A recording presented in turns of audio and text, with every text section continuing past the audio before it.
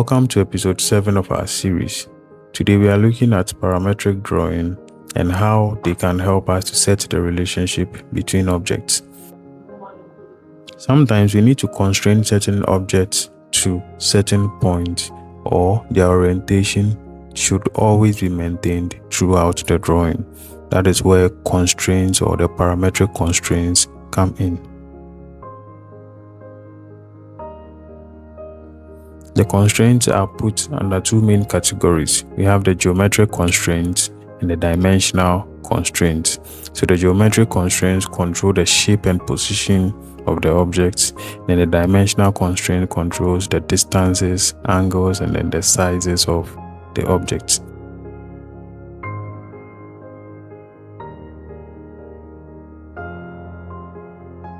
So up, we have the tabs where we have our parametric tab. Under the parametric tab, there are several constraints that we can use in our drawing.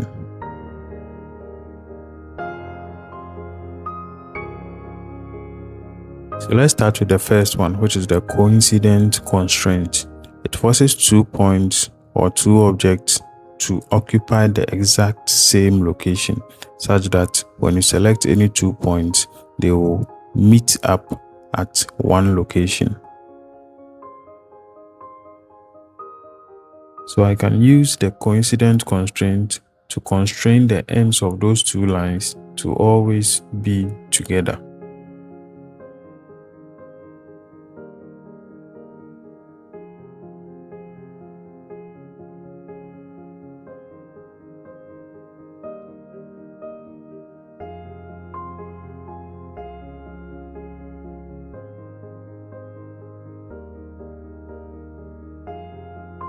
One thing we are supposed to know is that the second object will always move to the first one, depending on what constraint you are using. But always what we select first becomes the anchor point, and the second object will have to change its position just to follow the constraint that we are applying.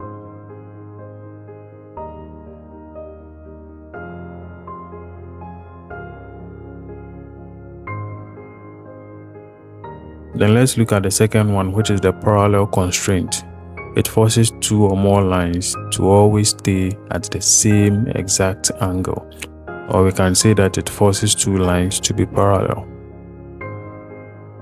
Remember, the first object always becomes the anchor, and the second object is the one that the constraint is applied to.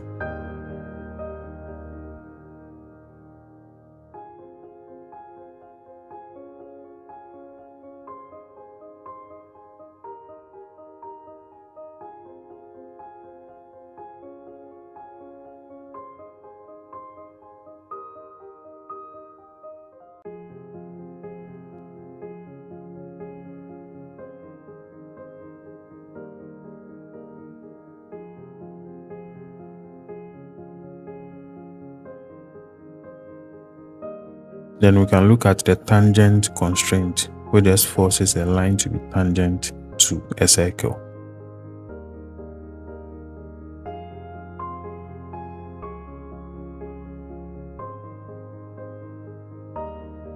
To create a tangent, I must first have the circle and the line. So all that I do is that I go to the tangent constraint, then I come down to select the circle, then I select the line, and AutoCAD automatically creates a tangent to that circle.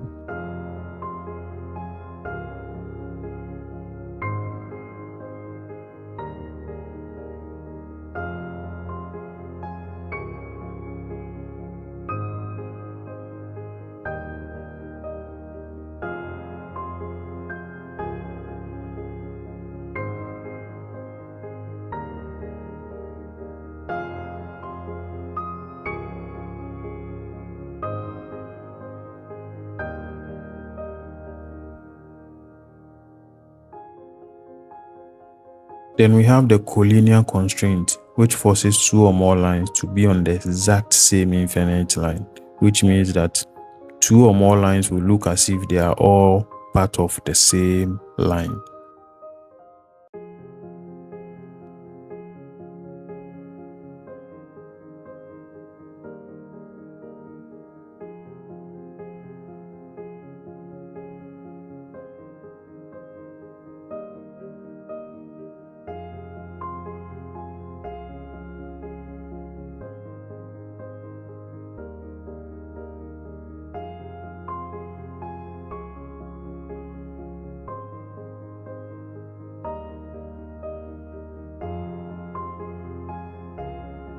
Then there is a perpendicular constraint which forces two or more lines to meet at exactly 90 degrees.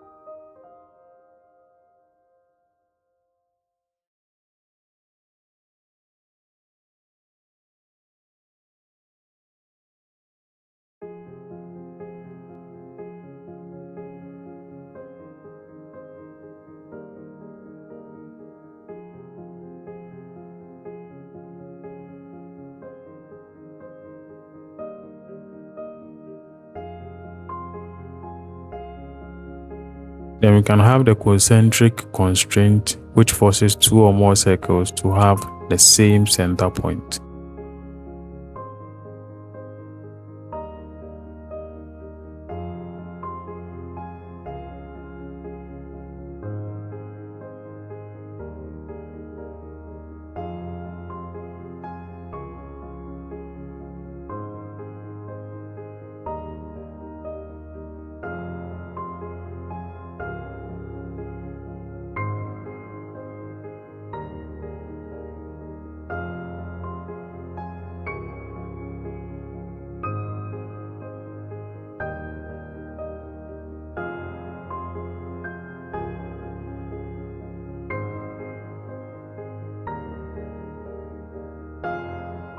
If for some reason we forget to use the auto mode, then we can use the horizontal and vertical constraints to get the same effect.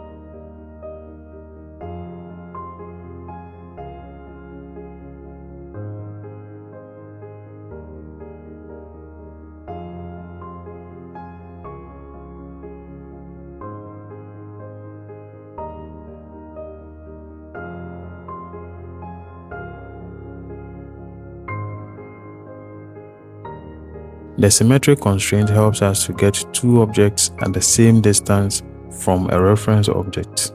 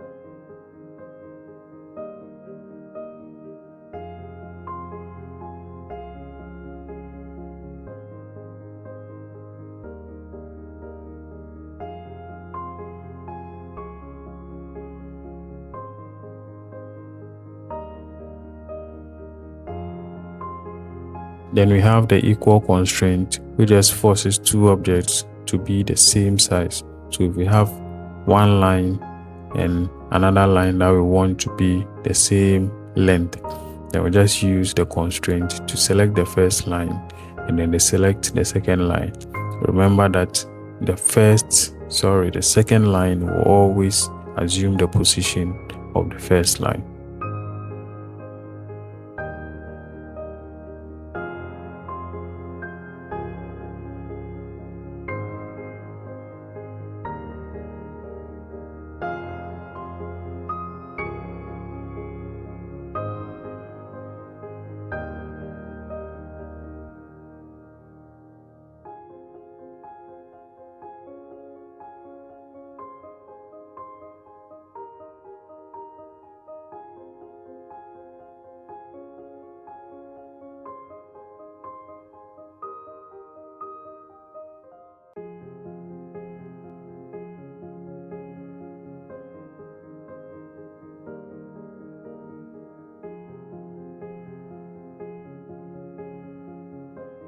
When we apply the fixed constraint, it locks the object to a point as if it has been nailed there, so that no matter what you do, the object cannot move from that position. For instance, I want to draw a line that is tangent to two circles. However, I don't want the two circles to move. Depending on how I draw, I might end up moving the two circles.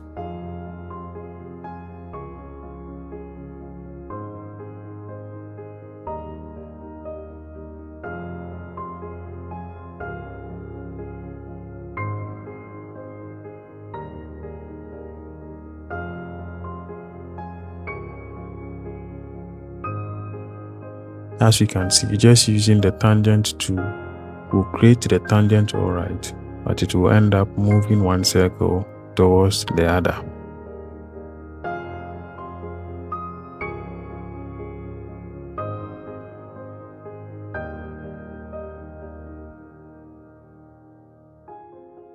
So what I do is this. I first fix the two circles so that they cannot move in any direction. Then I can now use the tangent constraint to move the line radar to the circles.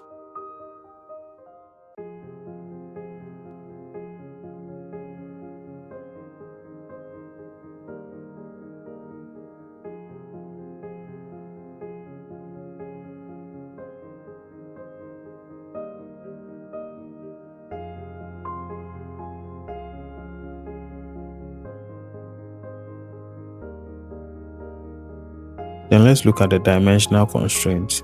So we also sometimes need to constrain the dimensions of our objects, because we might have drawn a circle, we have fixed it, but depending on what we are drawing, the size of the circle can change. So what we do is that we need to fix the dimension of that circle, that is the diameter or the radius.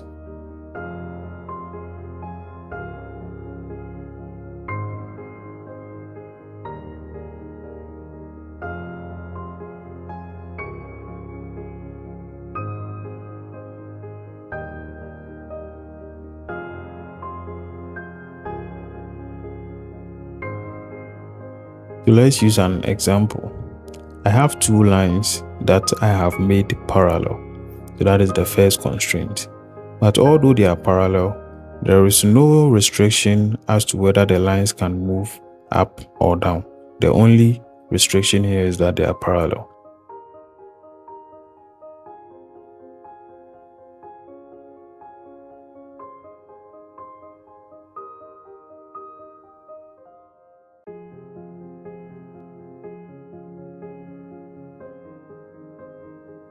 Now, if I want them to be in position, then I need to fix their distances and the angles between them.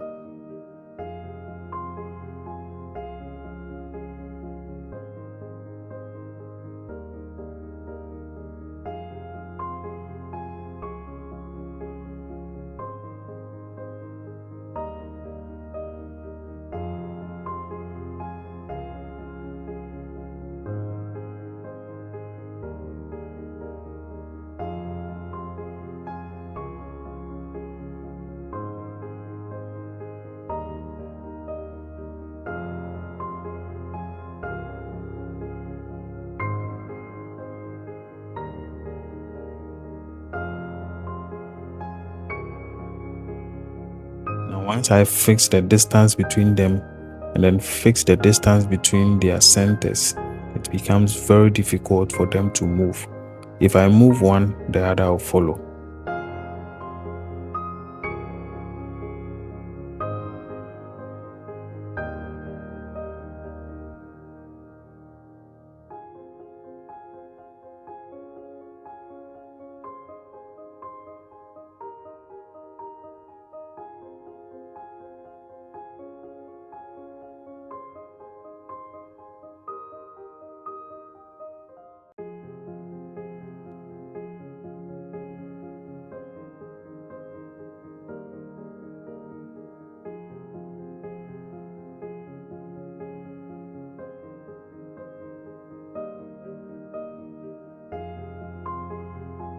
We can do the same thing to the circle such that I can fix its diameter so that it cannot change width, and then I can also fix the point where it is supposed to be so that it cannot move.